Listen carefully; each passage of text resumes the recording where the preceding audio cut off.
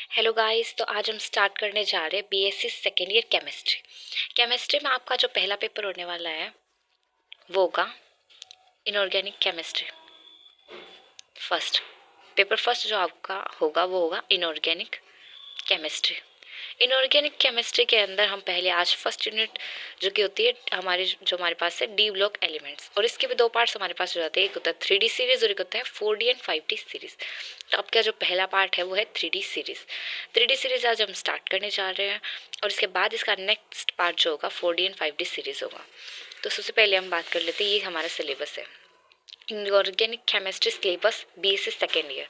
Unit first D block element, जिसमें पहले जो पार्ट है वो है फर्स्ट ट्रांजिशन सीरीज यानी 3D, और बी जो पार्ट है वो है second and third transition series यानी 4D एंड 5D। तो देखिए हम स्टार्ट कर लेते हैं आज इस यूनिट को। सबसे पहले बात करते हैं ये डी ब्लॉक एलिमेंट्स। सबसे पहले बात करते हैं डी ब्लॉक एलिमेंट्स। अगर नाम ही यूनिट का, तो ये चीज़ होती क्या है, what is D block elements. तो सबसे पहले हम बात करते हैं कि डी ब्लॉक एलिमेंट्स कहते किसको हैं। ये हो गया डी ब्लॉक एलिमेंट्स। अब इसमें हमें इतना पता चल रहा है कि एलिमेंट्स यानी कि तत्वों की बात हो रही है, ब्लॉक यानी कि कुछ होगा, और डी यानी कि डी से रिलेटेड कुछ होता है। तो हम जानते हैं कि हमारे पास जो होता है एटम होता है, जो भी पीरियोडिक टेबल होती है हमारे पास, पीरियोडिक टेबल होती है, उसके अंदर हमारे पास सब शेल होते हैं, यानी कि एटम के अंदर इलेक्ट्रॉन जो होते हैं मूव कर रहे होते हैं।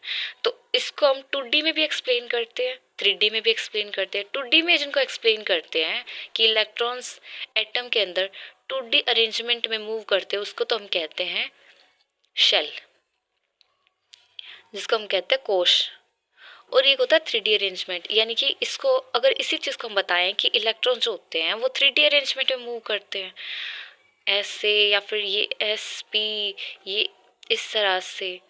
तो ये हो गया SPD, और एक F होता है। तो ये तो हो गया 2D अरेंजमेंट में इस तरह मूव करते हैं, इसको बोलते हैं शेल। लेकिन एक्चुअल में ना एटम जो होता है वो एक सर्किल नहीं बल्कि एक स्फीयर होता है, और उसके अंदर इलेक्ट्रॉन्स ना 3D अरेंजमेंट में मूव करते हैं। और ये 3D अरेंजमेंट में जो इलेक्ट्रॉन्स होते हैं ना वो SPD और F इन सब शेल में मूव करते हैं। तो यहाँ पे D का मतलब वो D वा सब शेल है, यानी कि ऐसे एलिमेंट्स जिनका last electrons D subshell में फिल होता है, यानी कि ऐसे एलिमेंट्स। ये देखिए आपको दिखा देती हूँ मैं, वे तत्व जिनका अंतिम इलेक्ट्रॉन डी सबशेल में फिल होता है, या फिर जिनका last electron, the elements of which last electrons filled in D subshell are called D block element. यानी कि डी सबशेल जो होता है ना, हमारे पास ये सबशेल होते हैं एसपीडीएफ में से जो अगर कोई भी तत्व होगा उनका इन चारों में से किसी में होगा लास्ट इलेक्ट्रॉन, या तो S में होगा, या फिर लास्ट इलेक्ट्रॉन P में होगा, या D में होगा, या F में होगा। तो जिनका लास्ट इलेक्ट्रॉन D में होता है ना उनको बोलते हैं डी ब्लॉक एलिमेंट्स। ठीक है। अब आवर्त सारणी की अगर बात करें पीरियोडिक टेबल में, ये होती है पीरियोडिक टेबल। इसमें ये फर्स्ट ग्रुप हो गया, सेकेंड ग्रुप हो गया, थर्ड हो जाएगा हमारे पास, यहाँ थर्ड से लेके और ये हो गए, और ये बीच के कुछ होते हैं। तो हम बात करें कि जो ग्रुप थर्ड होता है ना, यहाँ पे थर्ड होता है, थर्ड से लेके 12 ये बीच वाले होते हैं, ये दो होते हैं यहाँ पे। तो थर्ड से लेके 12 जो होते हैं ना ग्रुप, ये वाले, इनको बोलते हैं डी ब्लॉक एलिमेंट। यानी कि ग्रुप थर्ड से लेके ग्रुप 12 तक के जो एलिमेंट्स होते हैं आवर्त सारणी में पीरियोडिक टेबल में, उनको हम डी ब्लॉक एलिमेंट कंसिडर करते हैं, क्योंकि इनका लास्ट इलेक्ट्रॉन जो होता है डी सबशेल में फिल होता है। ठीक है, ये चीज़ हम देख लेते हैं। अब बात करते हैं properties of D block elements या फिर features of D block elements. Actual में क्या होता है ना कि डी ब्लॉक एलिमेंट्स जो होते हैं ना वो हमारे मेटल्स होते हैं। मेटल्स कौन से, जो हम जनरली जिन मेटल्स को हम जानते हैं वो मेटल्स नहीं है जो हमने अभी अभी पढ़ी 11th-12th में कि सोडियम होता है मेटल होता है, पोटेशियम होता है मेटल होता है, जिनको मेटल हम और हमारे घर वाले जानते हैं, वो वाली मेटल, जैसे कि आयरन हो गया, अर्जेंटम यानी चांदी हो गई, ए यानी ओरम यानी गोल्ड हो गया। तो ये सब जो मेटल्स होते हैं ना, जिन मेटल्स को हम जानते हैं, एक्चुअल में बचपन से हमने सुना है कि ये चीज़ मेटल होती है, लोहा मेटल होता है, सोडियम मेटल नहीं होता, चांदी मेटल होती है, सोना मेटल होता है, हमारे पास पोटेशियम मेटल नहीं होता। तो इन मेटल्स को कंसिडर करेंगे हम, और हम जानते हैं कि ये डी ब्लॉक में आते हैं, ये सारे मेटल्स किस में आते हैं, डी ब्लॉक में, डी ब्लॉक एलिमेंट्स होती है। तो हमें अगर डी ब्लॉक एलिमेंट्स की प्रॉपर्टी बतानी है ना, तो हम इनको दिमाग में बिठा के चलेंगे, इनकी प्रॉपर्टी बताएंगे डी ब्लॉक के प्रॉपर्टी अपने आप पता चल जाएगी। अब हम सोचते हैं, मान लिया कि हम लोहे की बात कर रहे हैं, लोहे की क्या क्या प्रॉपर्टी होती है, वो सारे डी ब्लॉक की होंगी। जैसे लोहा जो होता है जिसमें तन्यता होती है, आघातवर्धनीयता होती है, ये कहें कि यानी कि इसमें क्या होता है कि एक तो टेंशन आसानी से क्रिएट हो जाती है, डक्टिव होते हैं ये। आघातवर्धनीयता किसको बोलते हैं कि जैसे लोहे को हम पीटते हैं तो लोहे को पीट के हम चादर बना सकते हैं, उसको बोलते हैं आघातवर्धनीयता। यानी कि उसको मारेंगे, उसके ऊपर वार करेंगे तो वो बढ़ जाएगा, फैल जाएगा, उसको बोलते हैं आघातवर्धनीयता, जो कि लोहे में होते हैं। तन्यता क्या बोलते हैं, उसको खींच के हम तार जैसा बना सकते हैं, लोहे को बना सकते हैं। तो ये डी ब्लॉक एलिमेंट्स की प्रॉपर्टीज होती हैं। जैसे लोहा होता है, उसका मेल्टिंग और बॉइलिंग पॉइंट मतलब इतना स्ट्रांग होता है, इतना कड़ा होता है, तो उसका जो उसको गलाएंगे या फिर उसको गर्म करेंगे तो लोहा इतना कड़ा होता है कि उसको गर्म करेंगे, उसको पिघलाएंगे तो उसके लिए हमें बहुत ज़्यादा हीट की ज़रूरत होगी। इसीलिए हम कह सकते हैं कि डी ब्लॉक एलिमेंट्स जो होते हैं ना, उनके मेल्टिंग और बॉइलिंग पॉइंट यानी मेल्टिंग और बॉइलिंग पॉइंट बहुत ज़्यादा हाई होते हैं, very very high melting and boiling point.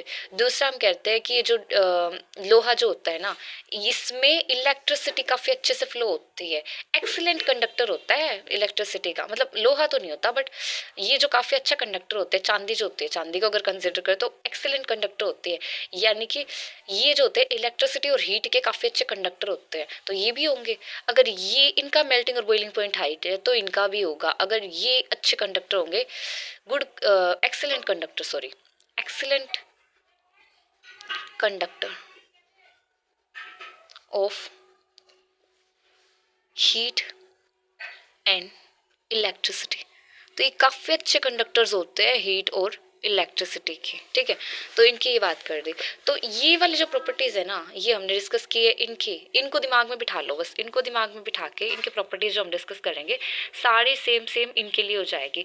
ये जो होते हैं आघातवर्धनीय होते हैं, तन्य होते हैं, कठोर होते हैं, और तो ये भी आघातवर्धनीय होंगे, कठोर होंगे, तन्य होंगे। इनका मेल्टिंग बॉइलिंग पॉइंट बहुत हाई होता है, तो इसका भी मेल्टिंग और बॉइलिंग पॉइंट जो होगा वो बहुत हाई होगा।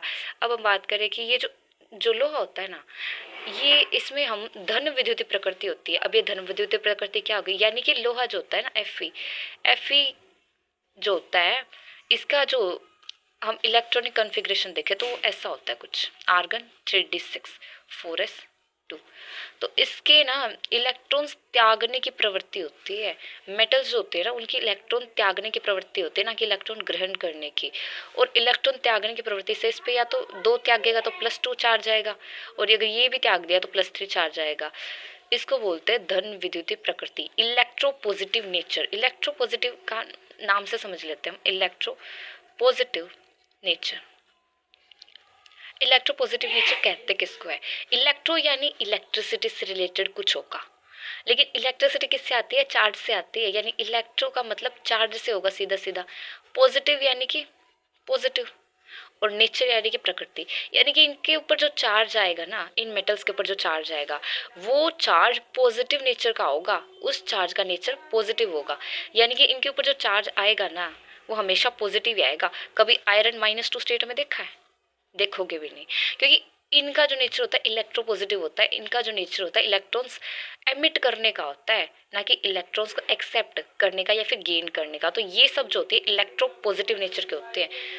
क्या होती है, इलेक्ट्रो पॉजिटिव नेचर की, इलेक्ट्रो पॉजिटिव नेचर की होती है सारी की सारी। और फिर हम देखते हैं कि जैसे हम बचपन में जो रिएक्शंस पढ़ते थे, वनस्पति तेल से वनस्पति घी बन गया, वनस्पति तेल से वनस्पति घी बन गया, ऐसे हम कुछ रिएक्शंस देखते हैं। उसमें क्या होता है, बीच में निकल देते हैं। कुछ ऐसे रिएक्शन होते हैं जिसमें ऊपर ये जो होता है, यहाँ पे हम आयरन लेते हैं, किसी में प्लेटिनम लेते हैं, किसी में पैलेडियम लेते हैं। यानी कि ऊपर जो ले रहे हैं ना, ये इसको बोलते हैं कैटालिस्ट, जो रिएक्शन में पार्टिसिपेट तो नहीं करेगा बट रिएक्शन को फास्ट या स्लो कर देगा। तो उसकी जगह पे ना हम ये निकल लेते हैं, आयरन लेते हैं, प्लेटिनम लेते हैं, पैलेडियम लेते हैं। तो ये सारे क्या होते हैं, ये सारे के सारे निकल, प्लेटिनम, पैलेडियम, ये सारे के सारे कैटलिस्ट के जैसे बिहेव करते हैं। अब कैटलिस्ट क्या होते हैं, जो किसी अभिक्रिया में भाग तो नहीं लेते पर अभिक्रिया को फास्ट या स्लो यानी कि रेट में चेंज कर देते हैं, उनको बोलते हैं कैटलिस्ट।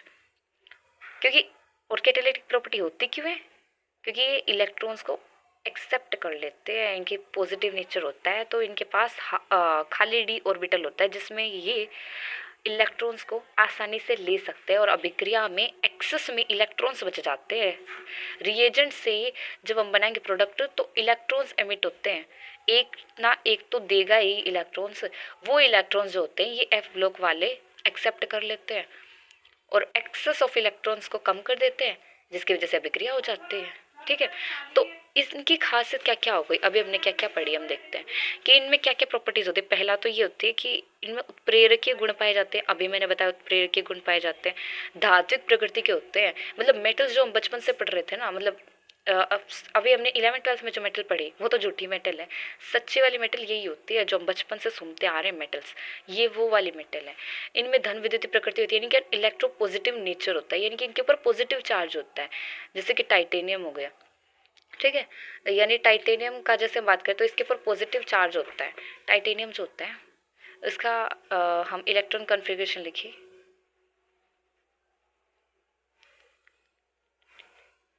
ये होता है।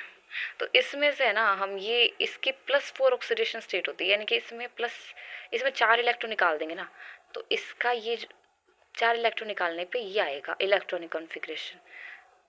और ये जो होता है ना ये उत्कृष्ट गैस का विनाश होता है, यानी कि स्टेबल कॉन्फ़िगरेशन होती है। तो इसलिए हम ये कह सकते हैं कि ये जो होते हैं ना इलेक्ट्रॉन्स त्याग के डी ऑर्बिटल कर देते हैं खाली, और डी ऑर्बिटल खाली कर देते हैं तो इनके अंदर इलेक्ट्रॉन भरने आसान हो जाते हैं खाली डी ऑर्बिटल में।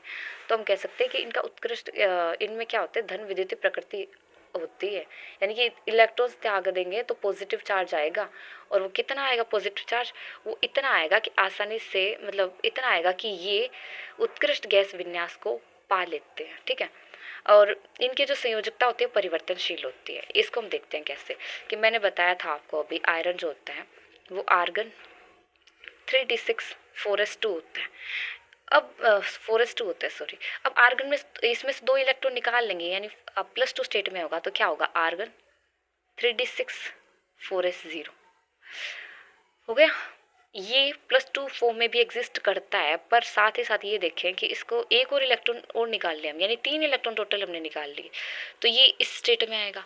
तो ये इस स्टेट में भी एग्जिस्ट करता है। जनरली ये डी ब्लॉक वाले होते हैं +2 में भी करते हैं +3 में भी करते हैं, यानी कि और कुछ ऐसे होते हैं जिनके +2 भी होते हैं +3 भी होते हैं +5 भी होती है, यानी इनके जो वैलेंसी होते हैं ना वो चेंजेबल होती है। क्यों होते हैं चेंजेबल, क्योंकि डी और एस के बीच में जो एनर्जी गैप होता है वो बहुत कम होता है, तो डी वाले एस वालों को और एस वाले डी वालों को अपने इलेक्ट्रॉन्स आसानी से दे सकते हैं, जिसकी वजह से क्या होता है कि ये अब इनकी वैलेंसी जो होती है चेंजेबल होती है, यानी एस वाले में से इलेक्ट्रॉन भी निकल सकते हैं, डी वाले में से भी इलेक्ट्रॉन निकल सकते हैं, तो इस वजह से इनकी वैलेंसी जो होती है चेंजेबल होती है, परिवर्तनशील संयोजकता होती है इनकी। और साथ ही हम ये पढ़ते हैं कि इन धातु अन्य धातु के साथ मिलकर ये मिश्र धातु का निर्माण करते हैं। जैसे हम पीतल की बात कर रहे हैं तो पीतल खुद एक धातु नहीं है, वो 2-3 मेटल से मिलके बना है तब वो धातु बना है। और बात करें जस्ता जो होता है, पीतल जस्ता या फिर तांबा, सॉरी तांबा तो नहीं होता, पीतल और जस्ता जो होता है, स्टील जो होता है हमारा, ये सारे के सारे क्या होते हैं, इनको बनाते टाइम और मेटल्स को मिलाना पड़ता है, यानी और मेटल्स को मिला के ये सब चीज़ें बनती है। इनकी खुद की कोई ये नहीं होती कि ये खुद किसी फॉर्म में एग्जिस्ट नहीं करती, कि खुले फॉर्म में किसी में एग्जिस्ट करे, इनको बनाना पड़ता है और सब धातु को मिलाकर। यानी कि सीधी सी बात ये हो गई कि एलोय बनाते हैं ना हम, एलोय बनाने के या फिर मिश्र धातु बनाने के लिए इन मेटल्स को, जैसे आयरन हो गया या फिर हम एजी बोले, एयू बोले, या फिर और सारी चीज़ें, जैसे इन गहने बनवाते हैं तो प्योर चांदी के और प्योर सोने के गहने नहीं बनवा सकते हम, इसलिए इनमें मिलावट होती है। और वो मिलावट करके जो मिश्र धातु बनते हैं ना, बस उसी को हम यूज़ में लेते हैं। तो मतलब ये समझ सकते हैं कि इनको आपस में मिलाकर मिश्र धातु बना सकते हैं। ये हो गई इनकी प्रॉपर्टीज। तो हमने क्या देखा, सबसे पहले कि उत्प्रेरक के गुण दर्शाते हैं, उत्प्रेरक के रूप में काम आते हैं, धात्विक प्रकृति के होते हैं, यानी कि एक्चुअल धातु जो होते हैं ना वो यही होते हैं। धन विद्युत प्रकृति होती है, इलेक्ट्रोपॉजिटिव नेचर होता है, इलेक्ट्रॉन्स एमिट करने की इनकी टेंडेंसी होती है, ना कि इलेक्ट्रॉन ग्रहण करने की। संयोजकता परिवर्तनशील होती है, जैसे आयरन होता है +2 में भी एग्जिस्ट करता है +3 में भी एग्जिस्ट करता है, और धातु के साथ मिलाकर इनको वो और धातु के साथ मिलाकर एलोइज बना लिए जाते हैं। फिर हम बात करते हैं कि इनमें अयुग्मित इलेक्ट्रॉन्स होते हैं। ट्रांजिशन मेटल्स होते हैं, इनमें अयुग्मित इलेक्ट्रॉन होते हैं और उसकी वजह से ये अनुचुंबकीय गुण प्रदर्शित करते हैं। यानी कि जैसे हम आयरन के एग्जाम्पल ले रहे थे ना, तो आयरन को हम देखिए कि अगर उसको मैग्नेटिक फील्ड में रखते हैं ना, यानी चुंबक के बीच में रखते हैं, तो वो क्या करेगा, उन लाइंस को अपनी तरफ आकर्षित करेगा, चुंबक को अपनी तरफ आकर्षित करेगा। और चुंबक को अपनी तरफ आकर्षित करने का गुण ही होता है अनुचुंबकीय। तो इनमें पैरामैग्नेटिक यानी अनुचुंबकीय गुण प्रदर्शित होता है। ठीक है, ये हम देखते हैं। तो हमने डिस्कस क्या किया कि डी ब्लॉक एलिमेंट्स क्या होते हैं और उनकी प्रॉपर्टीज ही हमने डिस्कस कर ली है।